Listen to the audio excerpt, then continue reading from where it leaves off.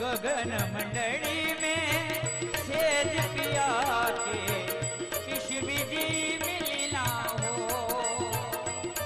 पर एरी में तो शकीरी में तो दो नैनों से दीपक लिए संजो।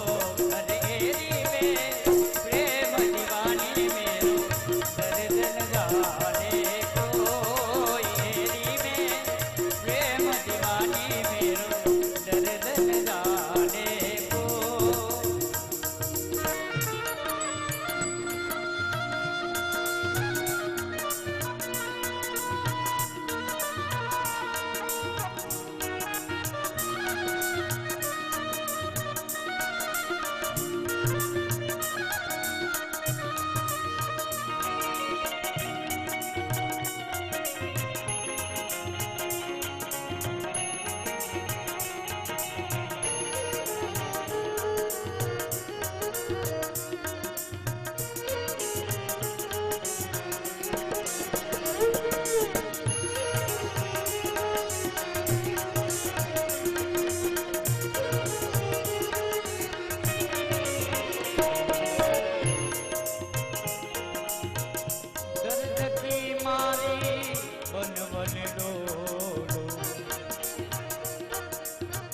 वेदन मिलिया को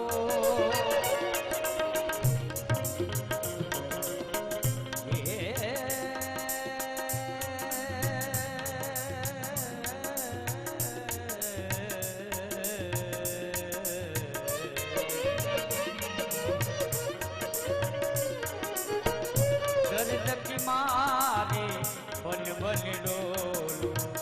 वेदन मिलिया को मीरा कहे प्रभु पीड़ मिटे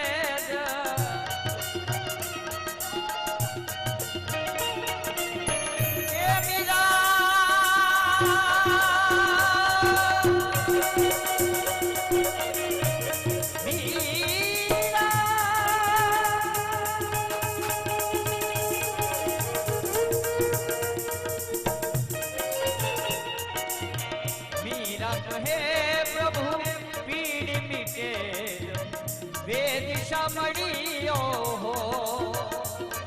अरे एरी में तो समीरी में तो दो नैनों से दीपक लिए संजो। एरी में प्रेम दीवानी मेरो दर्द न जाने को। एरी में प्रेम दीवानी मेरो दर्द न जाने को।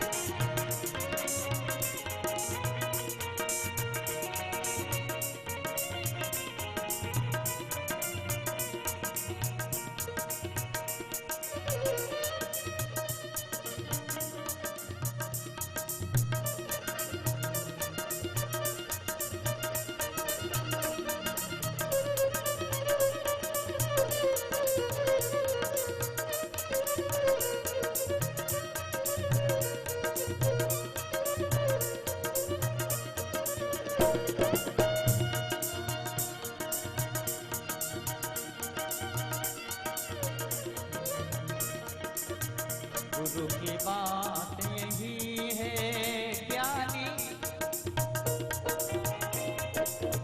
बिन गुरु पार नहीं पावो।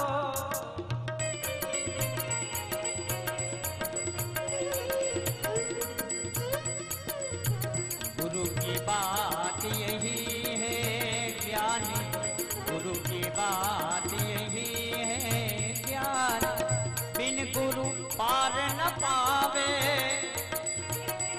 अपने गुरु की सेवा कर ले,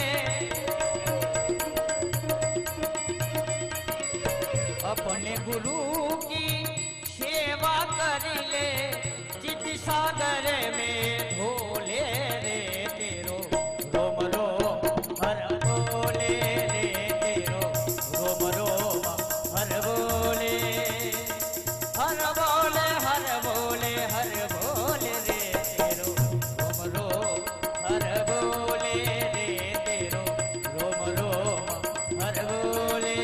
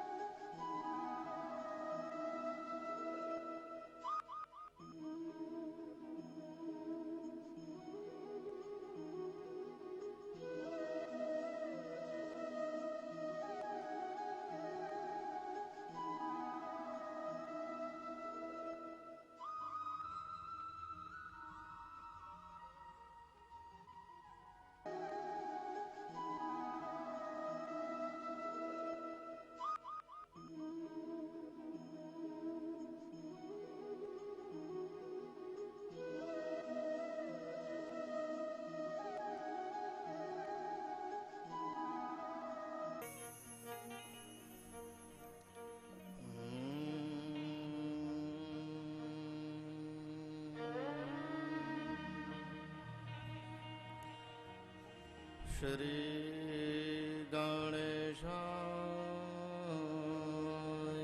नमः।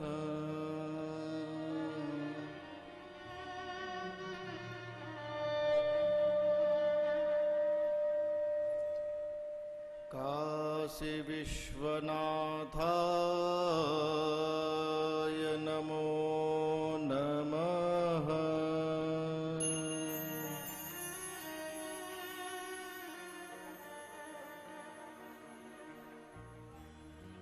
श्री गुरवे नमः।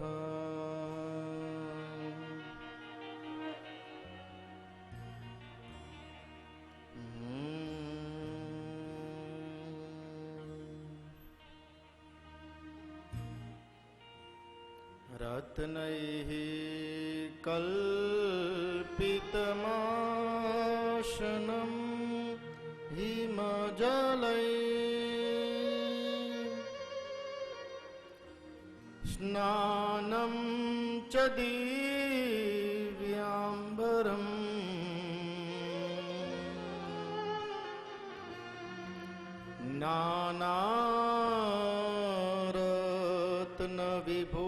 नानारत्नविभूषितं मृगमदा मोदान्कितं चन्दनम्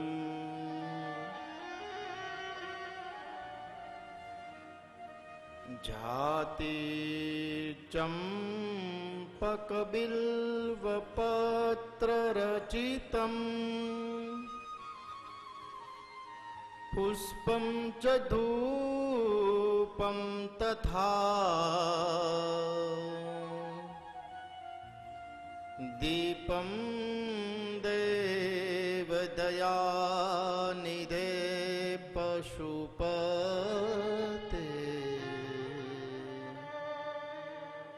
रत्कल्पितं गृह्यताम्।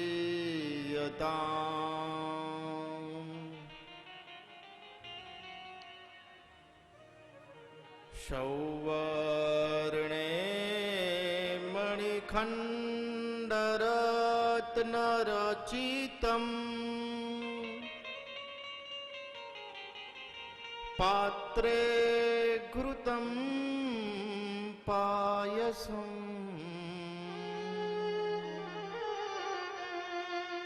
भक्ष्यं पञ्चविधा मयोदधियुतं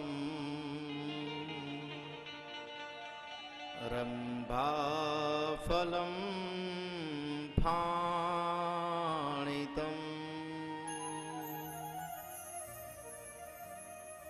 शाकानामयुतं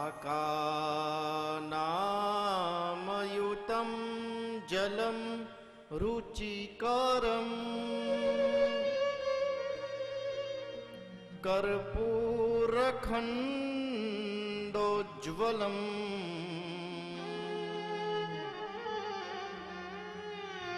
ताम्बूलं मनसा मया विरचितम् भक्त्या प्रभो स्वीकुरु।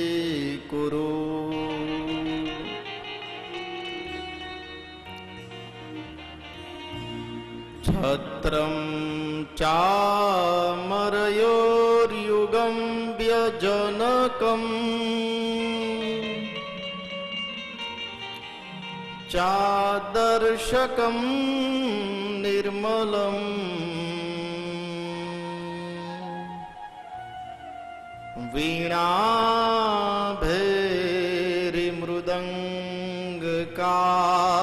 वीणाभैर्मृदङ्गकाहलकला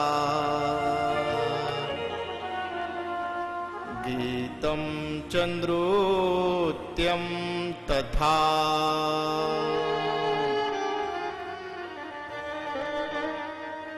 साष्टांग प्रणतिस्तुतिर्बहुविधा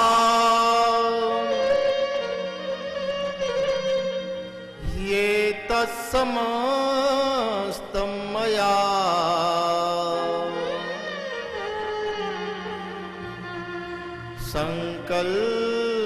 संकल्पेन समर्पितं तव विभो पूजां गृहाण प्रभो।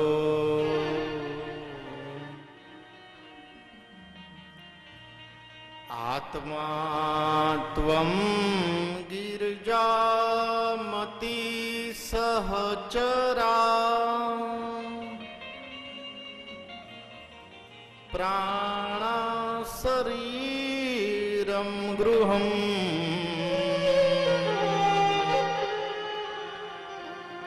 पूजाते विषयोपभोगरचना निद्रा समाधि स्थितिः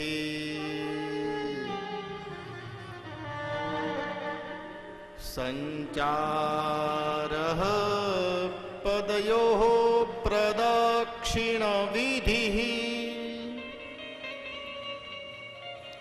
स्तोत्राणि सर्वागिरो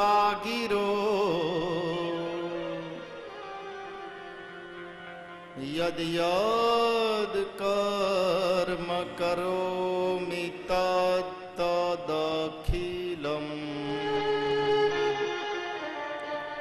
शम्भो तवाराधनम्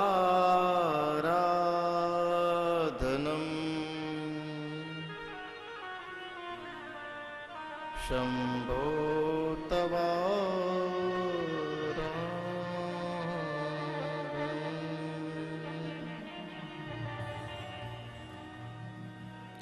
करचरणकृतं वा कायजं कर्मजं वा श्रवणनयनजं वा मानसं वा पराधम्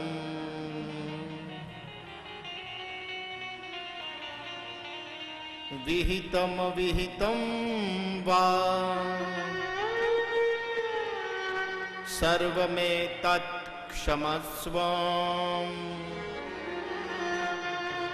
जय जय करुणाब्धे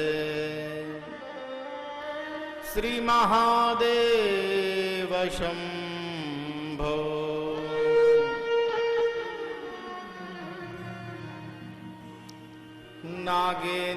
नागेन्द्रहाराय त्रिलोचनाय भस्मांगरागाय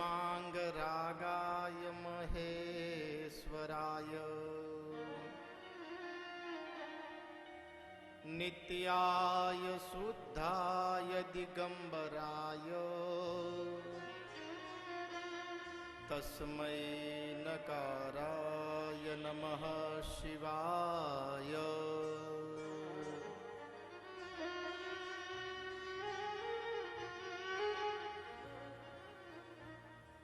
मंदाकिनी सलिल चंदन चर्चिताय नंदीश्वर प्रमथनाथ महेश्वराय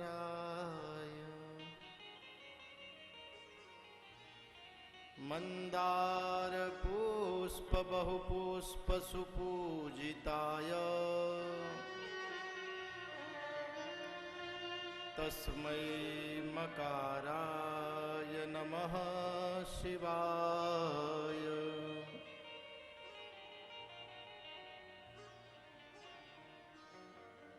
शिवाय गौरी वदनाब्जवृन्द सूर्याय दक्षाध्वरनाशकाय श्रीनीलकण्ठाय वृषध्वजाय तस्मै शिकाराय नमः शिवाय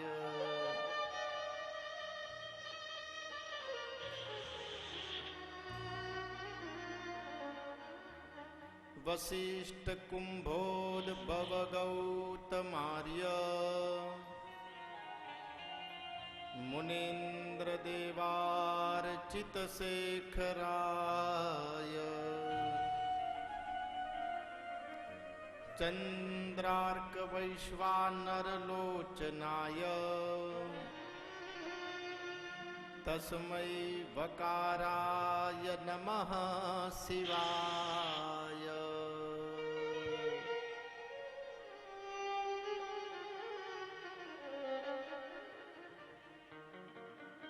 यक्षस्वरूपाय जटाधराय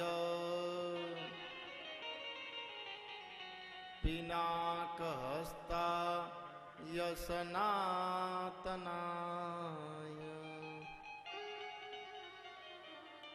दिव्याय देवाय दिगंबराय तस्मै यकाराय नमः शिवाय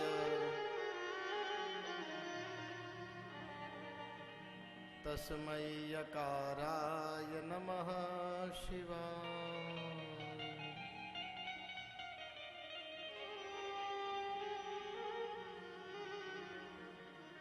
ओंकारं बिंदु संयुक्तं नित्यं ध्यायन्ति योगिनः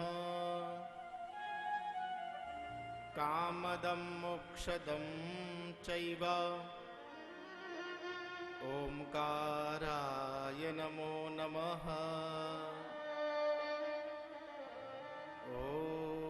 ओंकाराय नमो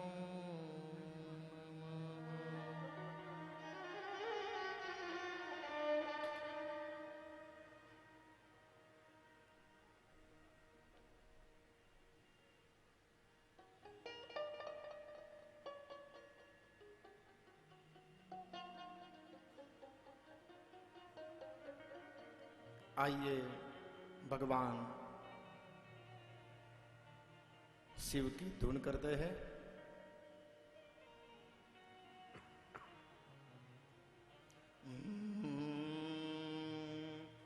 हर हर महादेव शंभो, हर हर विश्वनाथ शंभो, हर हर महादेव शंभो, हर हर विश्वनाथ शंभो।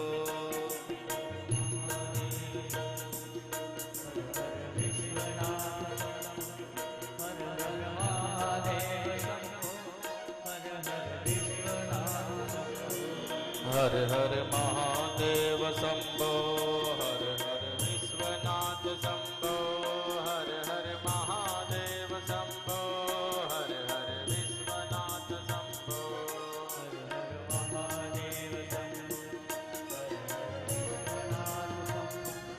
હર હર મહાદેવ શંભો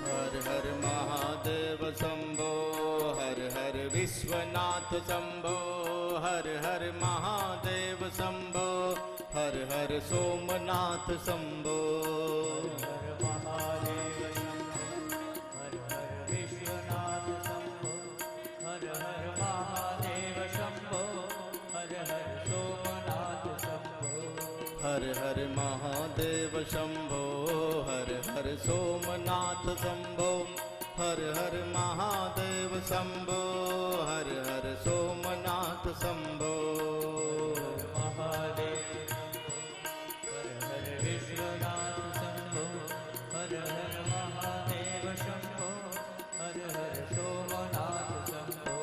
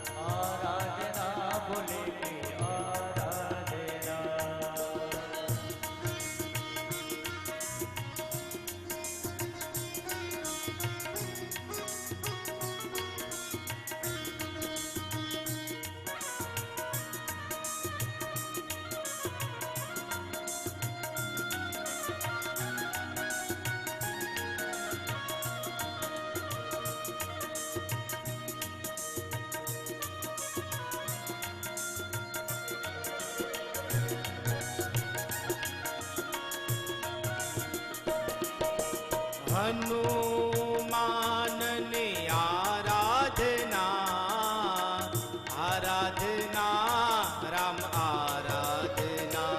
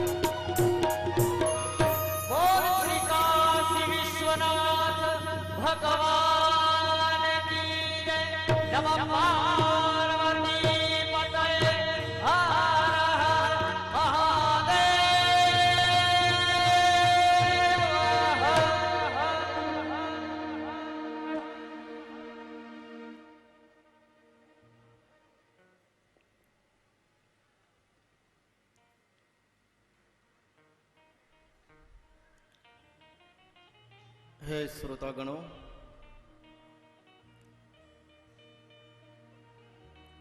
ગઈકાલે આપણે ભગવાન દેવાદિદેવ મહાદેવની શિવ કથાનું મહાત્મ્યનું વર્ણન જાણ્યું.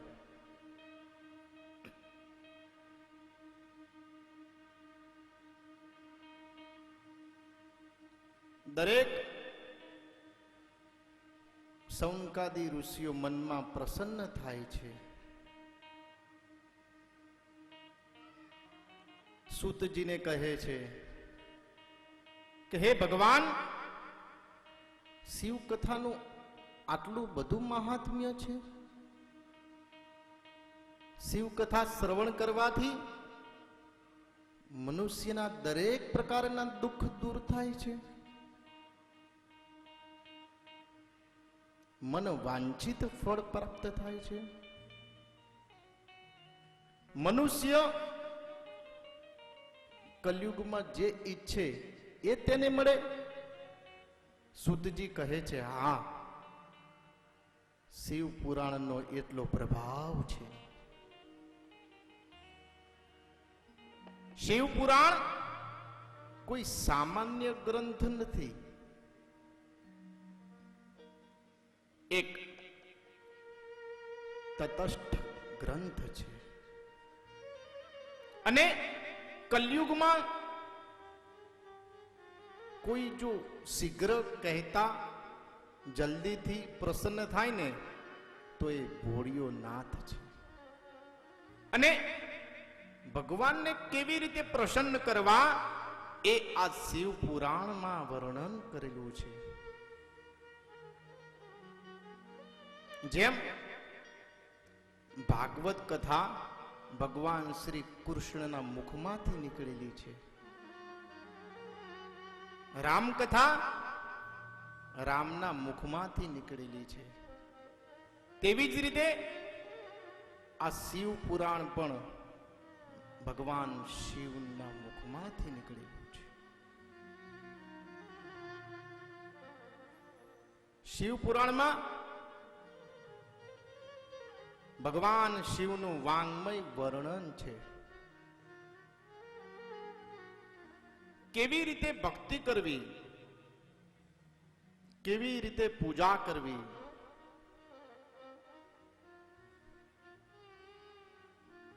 ભગવાન શિવને કેવી રીતે પ્રસન્ન કરવા, તે સંપૂર્ણ વર્ણન આ શિવ પુરાણમાં છે. સૂતજી કહે છે કે હે સૌનકાદી ઋષિઓ, તમે વિચારો કે શિવ પુરાણના મંડપમાં માત્ર બેસવાથી એક દુષ્ટનો મોક્ષ થઈ ગયો, તો વિચારો કે એની પ્રદક્ષિણા કરીએ તો શું ફળ પ્રાપ્ત થાય.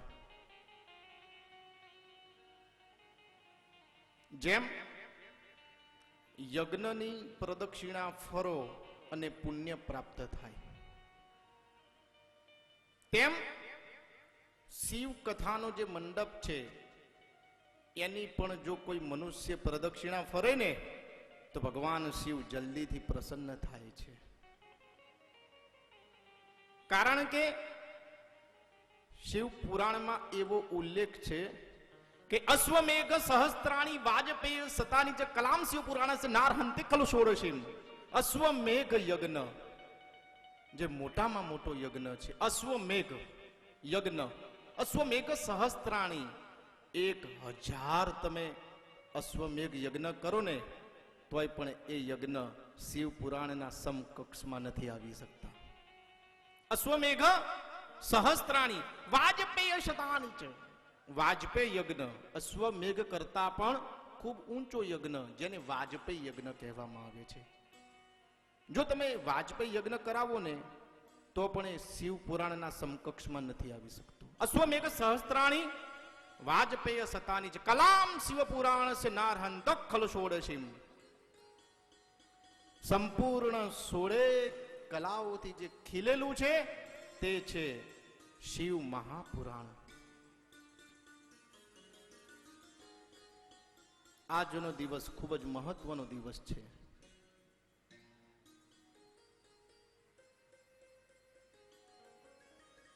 ત્રીજ તિથિ, મંગળવાર. આજના દિવસે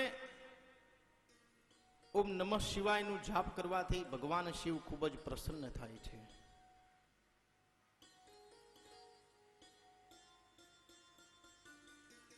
કથા મંડપમાં જાપ કરવાથી તેનું કરોડ ઘણું પુણ્ય મળે છે. એટલું કથા મંડપનું મહત્વ છે. દરેકની મનોકામના પૂર્ણ કરે છે. જે મનુષ્ય ભગવાન શિવની ધૂન કરતા કરતા ઓમ નમઃ શિવાય, ઓમ નમઃ શિવાય એ કરતા કરતા મંડપની પ્રદક્ષિણા ફરે, ભગવાન ખૂબ પ્રસન્ન થાય. એક પ્રદક્ષિણા ફરો તો પણ ખૂબ જ પુણ્ય પ્રાપ્ત થાય. 3 ફરો ભગવાન વિશેષ પ્રસન્ન થાય. 5, 10, 51 પ્રદક્ષિણા, શક્ય હોય તો 108 પ્રદક્ષિણા. અને ભગવાને આરોગ્ય શ્રેષ્ઠ આપ્યું હોય તો જો 11,000 પૂર્ણ કરે, જ્યાં સુધી આ શિવ કથા ચાલે છે ત્યાં સુધી, તો ભગવાન શિવ ખૂબ પ્રસન્ન થાય છે. એટલું આ કથા મંડપનું એક પ્રભુત્વ છે, એનું મહત્વ છે. વિશેષમાં કોઈ મનુષ્ય સારું આરોગ્ય ઈચ્છે તો પ્રદક્ષિણા ફરવી, એક નાની હળદર એ આગળ મૂકવી પડિયામાં. એવી રીતે એક પ્રદક્ષિણા ફરવી હોય તો 1 હળદર, 3 ફરવી હોય તો 3 નાના ટુકડા, 11 ફરવી હોય તો 11 નાના ટુકડા, 111 ફરવી તો 111 નાના ટુકડા. એવી રીતે એક ચડાવે ઓમ નમઃ શિવાય બોલીને, અને બધા જ એ ફળ ભગવાન શિવને અર્પણ કરે. ભગવાન શિવ પ્રસન્ન થાય છે.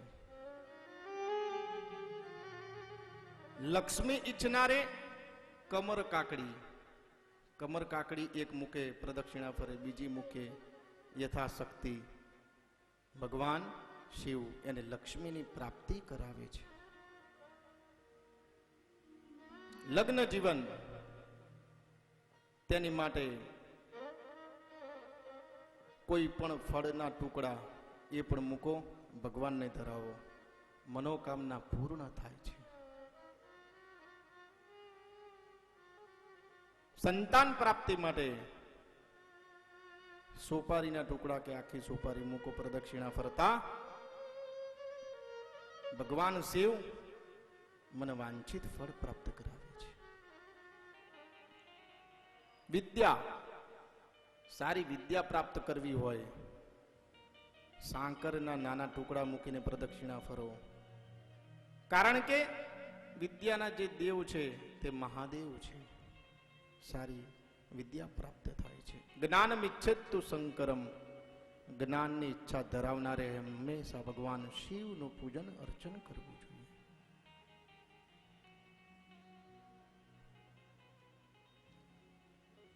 દરેક શૌનકાદી ઋષિઓ પ્રસન્ન થાય છે ને સૂતજીને કહે છે, હે સૂતજી, આટલી બધી આ રસપ્રદ વાતો છે ભગવાન શિવની, અમને આખી કથા શ્રવણ કરાવો. ત્યારે સૂતજી કહે છે, તમે ધન્ય છો, ધન્ય છો કે તમે ભગવાન શિવની કથા શ્રવણ કરવા ઈચ્છો છો. હું તમને આખું શિવ પુરાણ શ્રવણ કરાવું છું, તમે સાંભળો, એવું સૂતજી કહે છે.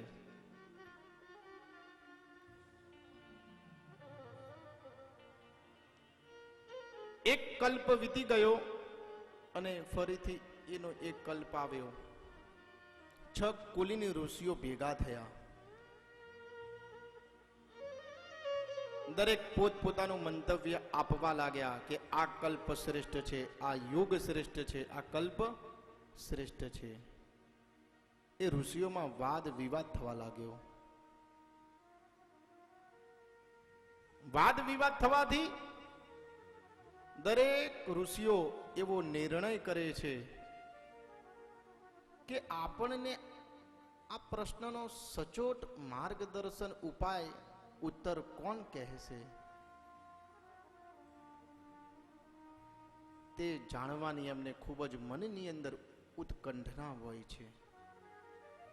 તે દરેક ઋષિઓ નારદજી પાસે જાય છે. અને નારદ કોને કહેવાય? નારદ ઇતિ નારદ, જેની કોઈ પણ વાત રદ ના થાય. ના રદ, જેની કોઈ પણ વાત રદ ના થાય તેને નારદ કહેવાય. દરેક ઋષિઓ નારદજી પાસે જાય છે. નારદજીને પ્રણામ કરે છે. હે મુનિવર, અમારા મનમાં એક પ્રશ્ન છે કે કયો યુગ શ્રેષ્ઠ? અને આ સૃષ્ટિમાં કાંઈ જ ન હતું ત્યારે શું હતું? અને આ પૃથ્વીની સૃષ્ટિની ઉત્પત્તિ કઈ રીતે થઈ? આ અમને કહો, આ સૃષ્ટિની ઉત્પત્તિ કઈ રીતે થઈ? નારદજી મનોમન વિચાર કરે છે અને તે ઋષિઓને કહે છે કે હે ઋષિગણ, આનો સચોટ ઉત્તર આપણને બ્રહ્માજી પાસેથી ખ્યાલ આવે તો આપણે બ્રહ્માજી પાસે જઈએ. દરેક ઋષિઓને નારદજી બ્રહ્માજી પાસે જાય છે, પ્રણામ કરે છે, કે સ્તુતિ કરે છે દરેક દેવો. હરિ ઓમ બ્રહ્મ જજ્ઞાનમ પ્રથમમ પુરસ્તાદ્વિષી મતઃ સુરુચપ્યેન આવહ સબુજ્ઞા ઉપમા અસ્ય વિષ્ટાઃ સતશ્ચ જોનિમ સતશ્ચ ભીવઃ. બ્રહ્માજી પ્રસન્ન થાય છે અને કહે છે, હે નારદ, હે ઋષિગણો, કેમ તમે પધાર્યા? દરેક ઋષિઓ નારદજી બ્રહ્માજીને નમસ્કાર કરે છે અને કહે છે કે હે પરબ્રહ્મ પરમાત્મા પિતામહ બ્રહ્માજી, દરેક ઋષિઓના મનમાં અને મારા મનમાં એક પ્રશ્ન છે કે આ સૃષ્ટિ કાંઈ જ ન હતું ત્યારે આ સૃષ્ટિમાં હતું શું? આ સૃષ્ટિની ઉત્પત્તિ કેવી રીતે થઈ તે અમે જાણવા ઈચ્છીએ છીએ અને અમને ખ્યાલ છે કે આનો સચોટ માર્ગદર્શન ઉત્તર તમે જ અમને આપી શકશો, બીજું કોઈ અમને નહીં આપી શકે. એટલે અમે તમારી પાસે આવ્યા છીએ. હે બ્રહ્માજી, આનો ઉત્તર તમે અમને કહો.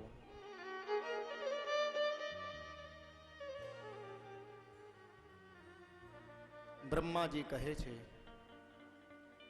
હે નારદ, હે ઋષિગણ, ખૂબ જ શ્રેષ્ઠ પ્રશ્ન તમે મને કર્યો છે કે જેને સાંભળતા મનુષ્યના દુઃખ દૂર થઈ જાય, દરેકની મનોકામના પૂર્ણ થાય.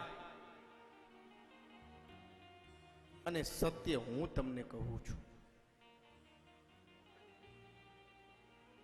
કે આ સૃષ્ટિમાં કાંઈ જ ન હતું ત્યારે શું હતું તે હું તમને કહું છું. તમે સાંભળો, શાંતિથી શ્રવણ કરો. આ સૃષ્ટિમાં કાંઈ જ ન હતું.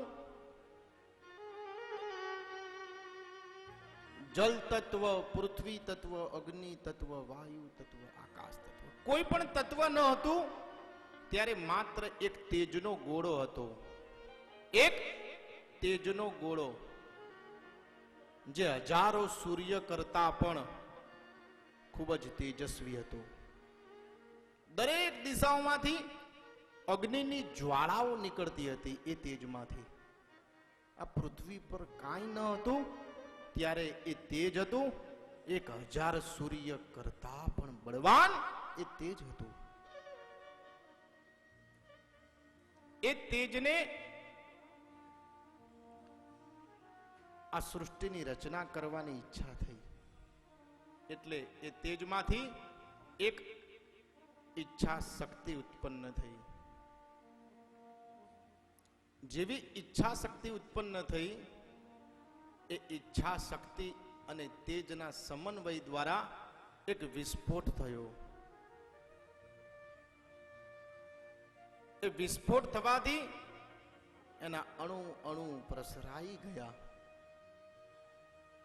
પરંતુ જ્યારે એ ઈચ્છા શક્તિ અને એ તેજનો સમન્વય થયો, એમાંથી એક તત્વ બન્યું અને એ તત્વ છે મહત્તત્વ. એ મહત્તત્વમાંથી 3 તત્વ બન્યા: સત્વ, રજસ અને તમસ, જેને સાયન્ટિફિક દ્રષ્ટિએ ન્યુટ્રોન, પ્રોટોન અને ઇલેક્ટ્રોન કહેવામાં આવે છે. સાયન્સ એવું માને છે કે આખી સૃષ્ટિની રચના એ બ્લેક હોલમાંથી થઈ છે. સાયન્સ લોકો એને બ્લેક હોલ કહે છે અને આપણા ઋષિઓ તેને શિવ કહે છે. આપણી સંસ્કૃતિ સત્વગુણ, રજસ ગુણ અને તમસ ગુણ કહે છે, જ્યારે સાયન્સ એને પ્રોટોન, ન્યુટ્રોન અને ઇલેક્ટ્રોન કહે છે. દરેકનો સમન્વય તો થાય જ છે. તમે વિચાર કરો કે આપણા ઋષિ મુનિઓ હજારો વર્ષો પહેલા ચરક સંહિતા પુસ્તક છે, એમાં હજારો વર્ષો પહેલાની વાત છે કે આપણા ઋષિ મુનિઓએ કહ્યું કે ચામડીના 7 પડ હોય. ચામડીના 7 પડ હોય. સાયન્સ થોડા વર્ષો પહેલા જ એવું પુરવાર કરી શક્યું કે સ્કિનના 7 લેયર હોય છે, 7 પડ હોય છે. પરંતુ અત્યારે કોઈ ઋષિ મુનિ, કોઈ તપસ્વી કે કોઈ જ્ઞાની માણસ કોઈને કહે ને કે આ વસ્તુ ન કરાય, તો કોઈ બિલીવ ના કરે. પરંતુ ન્યૂઝ ઉપર કે એનડીટીવી ઉપર કે આજતક ઉપર આવવા માંડે કે આ વસ્તુ ના કરે તો લોકો બિલીવ કરે. અંતે તો આપણું શાસ્ત્ર જ મહાન છે. ક્યાંય જવાની જરૂરત નથી. આપણા શાસ્ત્ર જ ખૂબ મહાન છે.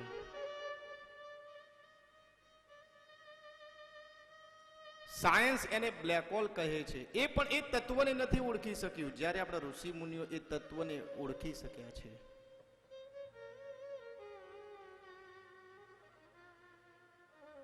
ભગવાનની હાજરી તો હોય જ.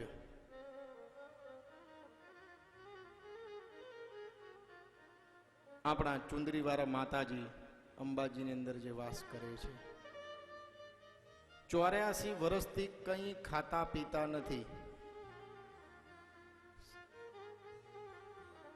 યુએસએ થી 300 ડોક્ટરો 1 મહિના સુધી એમની ઉપર એનાલિસિસ કર્યું, પરંતુ રિઝલ્ટ 0. અને જ્યાં શ્રદ્ધાનો વિષય હોય ત્યાં કોઈ પુરાવાની જરૂરત નથી. તો 3 તત્વ થયા અને એ 3 તત્વમાંથી એક તત્વ થયું જેને નારાયણ કહેવામાં આવે છે. અને બીજું તત્વ સૂક્ષ્મ શરીર જેને કહેવામાં આવે છે નારાયણી. એ તેજનો ગોળો એટલો તેજસ્વી હતો કે એ તત્વમાંથી પાણી છૂટું પડ્યું, પરસેવો થયો અને આખા જગતમાં પાણી પાણી થઈ ગયું. એ પાણીની અંદર નારાયણ પોઢી ગયા અને બીજું જે નારાયણી તત્વ હતું નિંદ્રાવશ થઈ ગયા. હજારો વર્ષો પછી નારાયણના નાભીમાંથી એક કમળ ઉત્પન્ન થયું, તેવું બ્રહ્માજી કહે છે કે હજારો વર્ષો પછી નારાયણના નાભીમાંથી એક કમળ ઉત્પન્ન થયું, જે 1000 યોજન પહોળું હતું.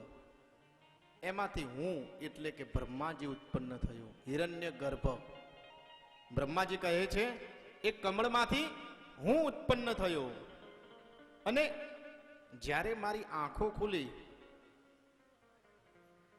ત્યારે હું વિસ્મય પામ્યો, આશ્ચર્યચકિત થયો કે અરે મારી ઉત્પત્તિ કેવી રીતે થઈ, તેવું બ્રહ્માજી કહે છે. હું મનોમન વિચારતો કે મારી ઉત્પત્તિ કેવી રીતે થઈ તે જાણવા માટે હું એક કમળની દાંડી સુધી, એની નાળ સુધી પહોંચવાનો મેં પ્રયત્ન કર્યો કે મને કોઈ જગ્યાએ મારું મૂળ મળે છે ખરું. બ્રહ્માજી એ દાંડીની અંદર જાય છે, જાય છે, જાય છે, પણ કોઈ જ પતો નથી પડતો. બ્રહ્માજી પાછા આવે છે. કમળની અંદર પણ ખૂબ ફરે છે કે અહીંયા મારી ઉત્પત્તિ કેવી રીતે થઈ, પરંતુ બ્રહ્માજીને ત્યાં પણ કાંઈ જ નથી મળતું. બ્રહ્માજી થાકે છે ને બેસે છે.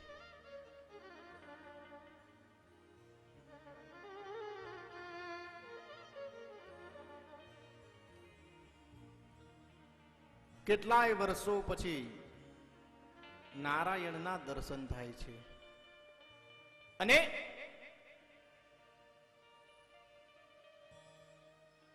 બ્રહ્માજી નારાયણના દર્શન કરીને મોહવશ થઈને કહે છે અરે તું કોણ?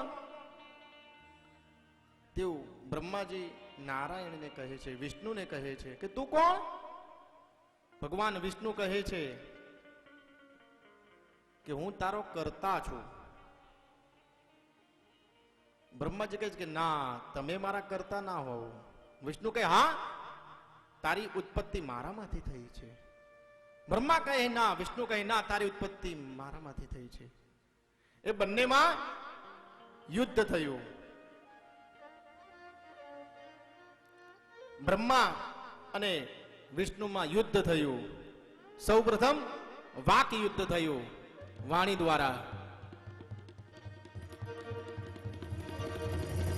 વિવિધ પ્રકારની વાણીઓ બ્રહ્મા અને વિષ્ણુ એકબીજા પર પ્રહાર કરતા હોય છે. પ્રહાર કરતા કરતા બ્રહ્મા કહે છે કે તારો કર્તા હું છું, વિષ્ણુ કહે છે કે તારો કર્તા હું છું. એકબીજા વાક યુદ્ધ કરતા કરતા બાહુ યુદ્ધમાં આવ્યા. બાહુ યુદ્ધ કરતા કરતા એની અંદર ખૂબ જ એક તેજની ઉત્પત્તિ થઈ. એ બે વચ્ચે એક તેજની ઉત્પત્તિ થઈ. બંને આશ્ચર્યચકિત થઈ ગયા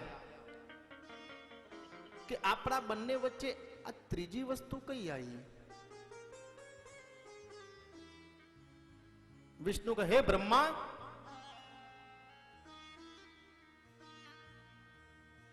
તમારા ને મારા વચ્ચે આ ત્રીજી વસ્તુ કઈ આવી?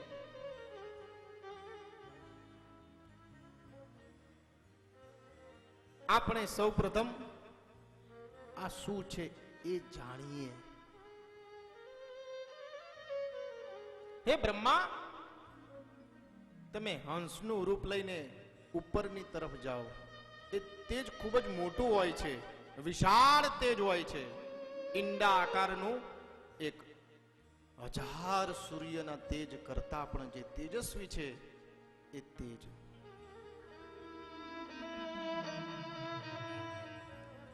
વિષ્ણુ કહે છે કે બ્રહ્મા, આપણા બંનેમાંથી જે આ તેજનો અંત ગોતી લાવે તે કરતા, તે આ જગતનો મહાન દેવ, સૌ પ્રથમનો દેવ કહેવાશે.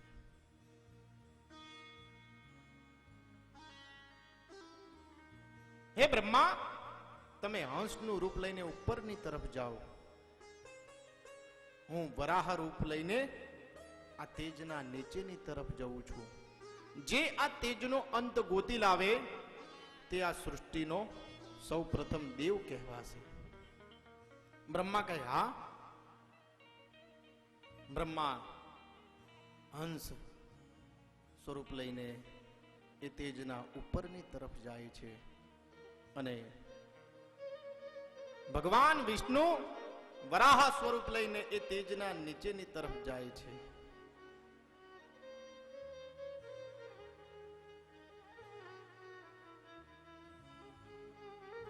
હજારો વર્ષો સુધી બ્રહ્માજી ઉપરની તરફ જાય છે, ભગવાન વિષ્ણુ નીચેની તરફ જાય છે, પરંતુ કોઈ જ અંત મળતો નથી. એ તેજના ઉપર ભગવાન દેવાદિદેવ મહાદેવ બિરાજમાન હોય છે, ભગવાન શંકર બેઠા હોય છે.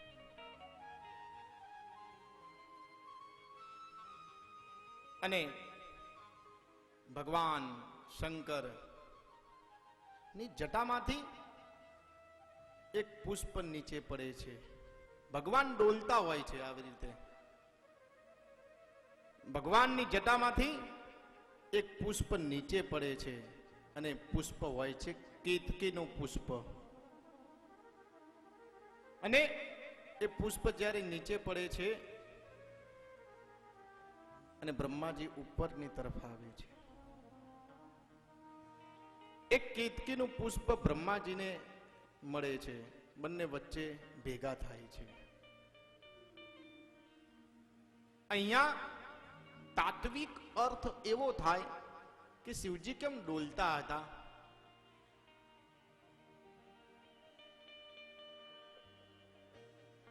તાત્વિક અર્થ એવો થાય કે શિવજી કેમ ડોલતા હતા, કેમ કેતકીનું પુષ્પ ભગવાનની જટામાંથી નીચે પડ્યું? તો એનો તાત્વિક અર્થ એવો થાય કે જ્યારે ભગવાન શિવની જટામાં કેતકીનું પુષ્પ હોય છે, એને ઘમંડ આવ્યું, એને ગર્વ થયો, એને અભિમાન થયું કે દરેક પુષ્પોમાં સૌથી શ્રેષ્ઠ હું છું. મારા જેવું કોઈ સુંદર નથી, મારા જેવું કોઈ દિવ્ય નથી, મારા સમાન કોઈ ન આવી શકે, એવું કેતકીના મનમાં થયું. એને ઘમંડ થયો એટલે ભગવાન ડોલવા લાગ્યા અને કેતકીનું ફૂલ નીચે પડ્યું. વિચાર કરો કે જેને અભિમાન હોય છે, જેને ગર્વ હોય છે, જેને ઘમંડ હોય છે, તેને જો ભગવાન શંકર પણ ન રાખી શકતા હોય તો આ પૃથ્વી કેવી રીતે રાખી શકે?